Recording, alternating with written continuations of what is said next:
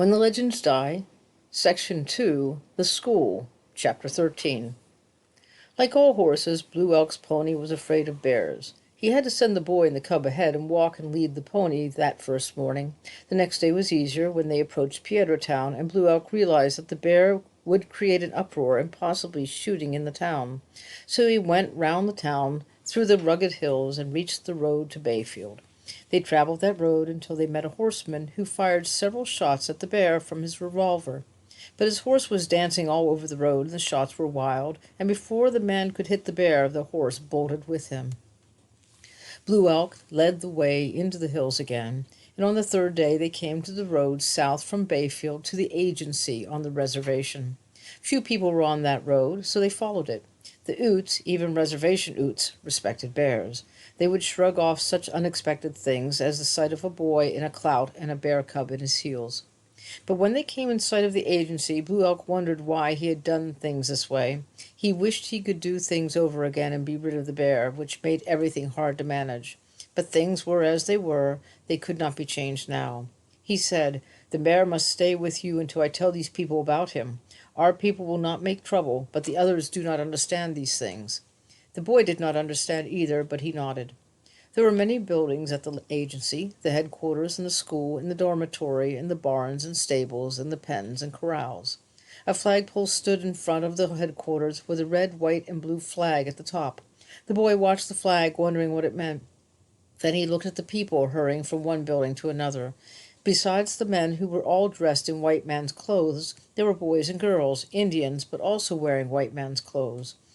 There were more boys than girls than he had ever seen. Only the girls wore their hair in braids, which was a strange thing to see. Blue Elk said, "We are going to talk to the agent, the head man. He will ask questions, and you must not make lies to him. He will want to hear what you have to say, but first you must do as he says. Do you understand what I say?" The boy understood Blue Elk's words, but he did not know what Blue Elk meant by those words. He said to the bear, "We will talk to the head man in this big lodge." Blue Elk said, "If the bear makes trouble, the head man will not listen to what you have to say." The boy nodded, and they went on. Outside the headquarters were half a dozen Indians in blue pants and blue shirts and black shoes. They all had short hair. When they saw the boy and the bear with Blue Elk, they talked among themselves, and when Blue Elk and the boy and the bear went up the sidewalk to the doorway, the men were moved back and made plenty of room. They did not talk, and they did not try to stop the bear. They went inside, and Blue Elk led the way to a white man seated behind a desk. The man looked up and said, "Hello, Blue Elk." Then he saw the boy and the bear. "What's that bear doing here?" he demanded sharply. "The bear belongs to the boy," Blue Elk said uneasily. "I have brought the boy to talk to the agent. He should be in school." "Get that damn bear out of here," the man ordered. "Yes," Blue Elk said, "the bear should be put in a strong pen, but you will have to do this." Then he added, "The boy does not understand your talk. He speaks only Ute." The man said, "Tell him to stay right there with his bear," and he hurried away. He came back with a strong collar and a chain. He handed them to Blue Elk. "Put the collar on the bear." The bear was watching him, wrinkling its nose as though it did not like his smell, but it stood quietly, the boy hands on his neck. Blue Elk turned to the boy. "The man wants you to put this collar on the bear." "My brother does not need this collar," the boy said. "Put it on him. It is so he will not be hurt.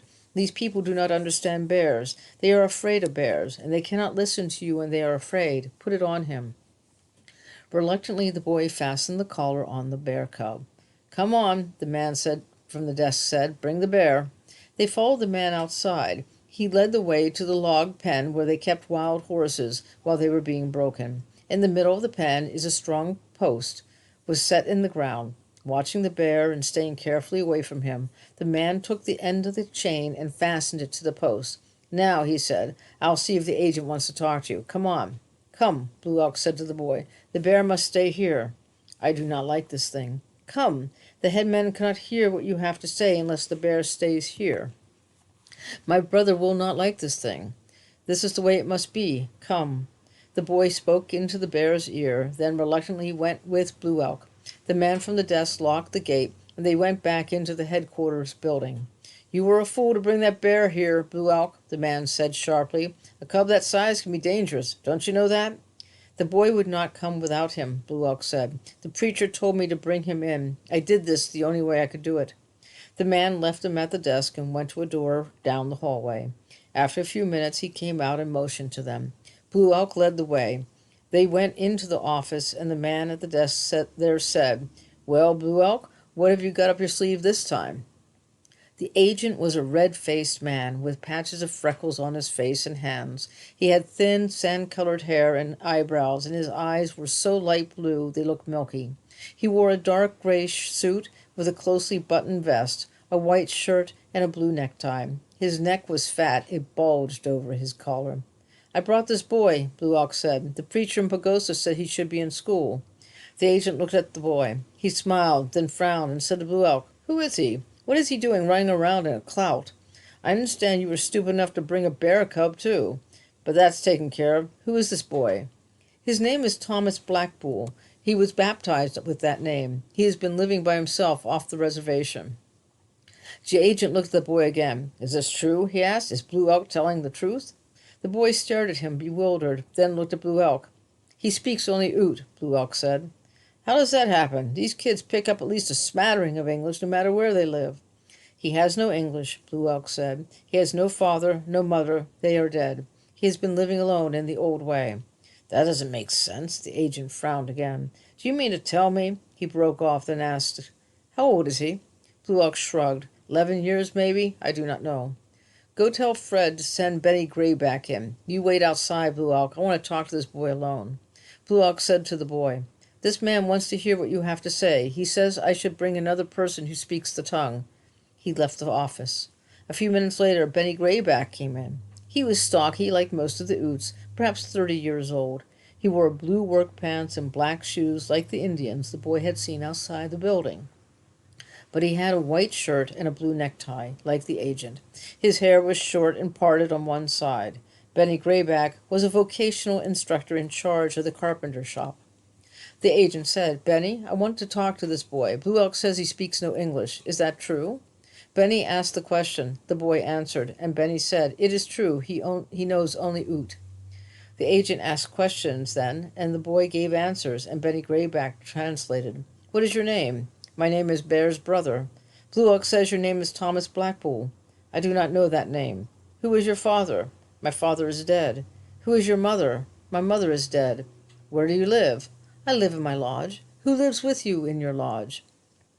The boy answered at some length. When he had finished, Benny Grayback said, "He says he lives with his brother. He says his brother is a bear. He says his friends, a jay and the squirrels and chipmunks, also live with him." Benny smiled.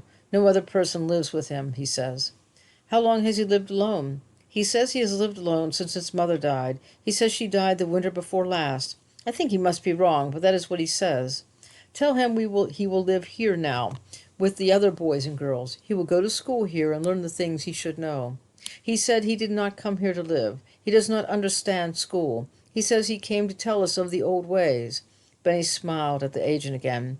"Blue Elk told him we would want to know these things, and he should come and tell us. That is what he says."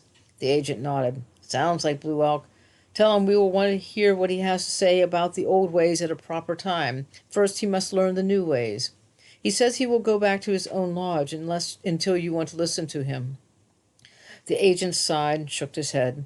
"He must stay here for a while. Put it that way, Benny. Tell him I say he must live here for now. Cannot go back to his lodge."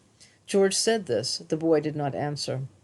The agent asked, "Do you remember a George Blackpool, Benny, some years back? He got a permit to go to Pagosa and work in the sawmill. I think that was his name. He got into a scrape, killed another man. Self-defense, if I remember right, but he got scared and ran away and hid back in the hills. Remember?" Benny shook his head. "It must have been while I was in school at Fort Lewis. I do not remember. He had a woman, and as I remember, he had a small son. When he ran away, he took them with him. Blue Elk says this boy's baptismal name is Thomas Blackpool, so he's probably George Blackpool's son. Tell him his name from now on is Thomas Blackpool." Benny told the boy, who shook his head. He said he already has his name, Bear's brother. "He will be Thomas Blackpool here. Go get him some clothes, Benny, then check with Fred. I'll have him assigned to a room and look after him a few days. Get him started. He looks like a bright boy who can learn if he wants to. And Benny, Don't let him turn that bear cub loose. No matter what happens, I'll hold you responsible. The agent turned back to the papers on his desk, then said, "Send Blue Elk in again." Benny Grayback spoke to the boy, and they left. A moment later, Blue Elk came in, all smiles and expectancy. "The boy," the agent said, "is George Blackbull's son. Is that right?" "That is right. Who told you to bring him in?" "The preacher in Pagosa. He said you would want him to be in school. He said you would pay me for the trip. It was a hard trip. I am an old man. I haven't any funds for that kind of thing. If you had come and told me, I would have sent my own men after him." He looked at Blue Elk and shook his head. "You would sell your own grandmother, wouldn't you, Blue Elk?" "My grandmother," Blue Elk said, "is dead. I'll tell you what I'll do." There was an ironic smile in the agent's eyes. "I'll give you the bear for bringing the boy in." Blue Elk shifted uneasily from one foot to another. "It is the boy's bear. I do not want this bear." "You could take it to the bear dance next spring." "No," Blue Elk said. "I did not ask for this bear. I did not ask." "Very well." The agent cut him off. He turned back to his desk. Blue Elk waited. "If I need you," the agent dismissed him, "I'll send for you." Blue Elk went out, hurt and angry. The boy had caused all this trouble by bringing the bear with him. But as he left the building and went to his pony at the hitch rack, he knew what he would do. He would go to Johnny's no-good's house down near Tiffany. It was almost 11 miles, but he had got Johnny No Good off when he was charged with stealing a goat last spring. Johnny No Good would feed him and give him a bed, and tomorrow he would borrow Johnny No Good's pack horse and go back to the hidden lodge on Bald Mountain. If the agent would not pay for his journey, there were other ways. He rode past the horse-breaking pen. The bear cub was pacing back and forth, still chained to the snubbing post, grumbling to itself and biting at the chain. Maybe, Blue Elk said to himself, it was better that the bear was here, chained up here, not loose on Bald Mountain, guarding the lodge.